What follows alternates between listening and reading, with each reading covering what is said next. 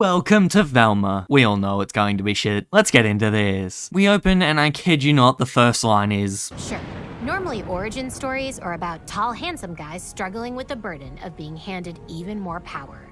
And if they are about girls, it's usually like, hey, what made this hot chick go crazy? Well, Velma, very observant of you to say there's no female origin stories, completely ignoring all of the Hunger Games, all of the Tomb Raiders, all of the Star Wars sequels, Rogue One, Captain Marvel, Wonder Woman 1984, Black Widow, Electra, Jessica Jones, Birds of Prey, Moana, Supergirl, Orange is the New Black, Buffy the Vampire, Grey's Anatomy, G.I. Jane, Legally Blonde, She-Hulk, Charlie's Angels, Queen's Gambit, Mrs. Marvel, WandaVision, Ahsoka will be, The Marvels will be, Agatha, Coven of Chaos will be, Wednesday, and arguably Stranger Things. But this cherry-picking and stereotyping of the industry doesn't stop here and continues to fuel this hypocrisy-filled show with just its first episode. Starting ourselves off with the first actual scene of the show, preparing ourselves for the theme moving forward, getting ready for the most liberal show you've ever seen.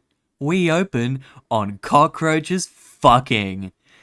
I think this was supposed to be funny.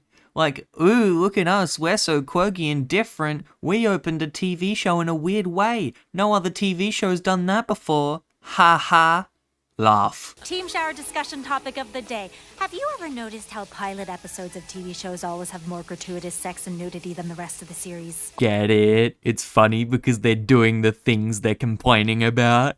Get it? They're complaining about nudity in the first episode of TV shows, but this is nudity in the first episode of their TV show?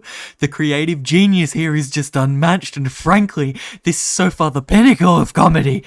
Oh, I, for one, think it's lame.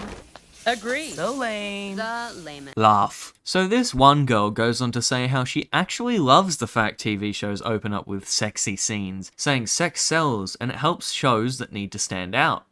For this, she's called a pervert, and Daphne starts cruelly bashing her face into the floor. Again, I think they were trying to be funny, but it just makes Daphne look fucking evil, which could be the plot twist of this entire show. I don't know yet, that's just a guess. Also, before we go any further, I will not be commenting on the race element of this show, as yes, it blindly doesn't make any sense, but it's such a glaring issue with the show that anyone can see it. We will focus on more nuanced details aside from when it comes to a certain character. We see fucking Velma come in what seems to be her debut in the Canadian entry to hockey, by absolutely destroying Daphne, sending her flying into the lockers. Now we have to have the debate on whether Velma can beat Superman in a fight. Great. She seemingly did that for no reason, by the way, considering they immediately start chatting about race-blind casting and whether it's good or bad, which, if that's the defense for this show, it's not accurate.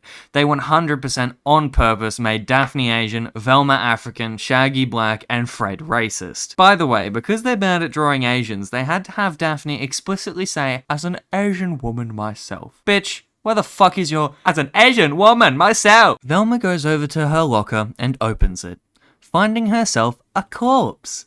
Now, she originally thought it was her friend trying to prove she was skinny by fitting in the locker. Another poor attempt at comedy. But then she falls out of the locker and the top of her head comes off. So Velma screams, "Ah, she has no brains!" Then the girls take that as an insult. Velma says, "I'm not dissing her, she actually has no brains!" And this time all the girls scream in terror. You see this? This is comedy. Laugh or else the Chinese government will hunt you down for that one Winnie the Pooh meme you sent in 2013. Velma is brought into questioning by two detectives that make it very clear they are lesbian. Again, by saying it, not showing it. So creative. The joke here is that these two women are bad cops and can't even remember Velma's mother's name, who was their main missing persons report for the last 2 years. Yeah, Velma's mother is missing. These gals turn out to be Daphne's adoptive parents. It seems like a totally not stereotypical fallout happened between the nerd and the hot shit. How revolutionary. Anyways, turns out Velma is the main suspect in this murder, considering it was her locker and she seemingly has a motive. So the cops tell her to clear her name, she will need to help find out who actually murdered the Brenda. That's the corpse, by the way. Now we see an overly stereotyped white racist Fred, who apparently has a disability that makes it so he can't see race, and keeps mistaking Velma for a random Mexican. Okay, I hate white people too, coming from a suicidal maniac, but that's a tad far, don't you think? This show is literally unwatchable for white people. I don't know if that's what we quote-unquote deserve for the years of hate towards people of color, but I guess it's what we get. Now, I'm gonna skip past the weird mother who is taking naked sexy photos whilst the baby is pressed violently against her to the point where it sticks outside her stomach. Moving on. So it turns out that Velma's mother didn't go missing. She just left out of the hatred for the family, I guess. And now we finally get to meet #NotMyShaggy, because who the fuck is this guy? Shaggy's whole character revolves around him being a hippie who acts constantly high. Has something to do with drugs, which I hate. And gets bitches and has a dog. Who the fuck is this? If you want more black representation, make more black characters, instead of shoehorning in these pointless race changes that really only serve to prove that you can't come up with new and interesting characters, so you had to base the black personality off of a white character. Actually, this goes both ways as well. Don't whitewash, don't blackwash, just for fuck's sake, be original. So Daphne thinks Velma wants to be Fred's boyfriend. Velma says no. Daphne complains about Fred's insecurities because Fred won't let her have sex with him. Daphne uses an example of him waiting till everyone leaves the bathroom before getting changed. This bathroom happens to be the same one Brenda was killed in, therefore Velma thinks she has a lead.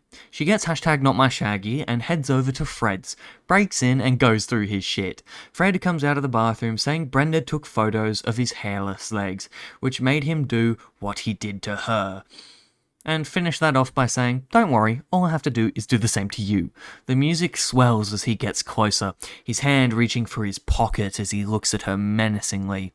When he gets shot in the back of both of his legs by the lesbian cops. When he falls over, we see he was merely trying to hand her a notepad and pen to pay her off. The cops don't buy it. Simple as that. Also, #NotMyShaggy gets hardline rejected in the middle of this scene, and I don't even want to talk about it. They get back to Velma's place, where Velma restates she believes her mother was murdered, and then sees a bunch of cockroaches leading into a bin, and refuses to look. So #NotMyShaggy takes a look instead, and finds another classmate's dead body. Brains also not to be found. That's where the episode ends, and thank God for that. That was hard to watch. This show is borderline unbearable unless you are a hard left feminist that hates white men. Oops, I found one. Anyway, thank you for watching this review. Goodbye.